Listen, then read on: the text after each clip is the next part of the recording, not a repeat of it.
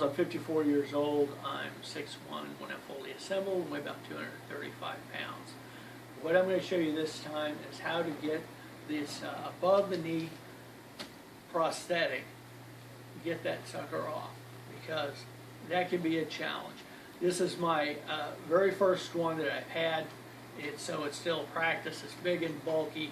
It's kind of unwieldy, but you know, it's on here with this strap. There's a little bit of suction in here, and it's just hard to kind of get it started. Once it gets started pulling off, it's easy to get off.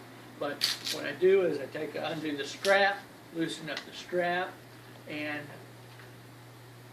it's very difficult to just try to pull it off or reach up here and try to pull it down. But what I've discovered, for my purposes, I can just reach under this leg and pull it up real high, and that seems to kind of break the seal. And that dude will slide right off. That's how I get my prosthetic off.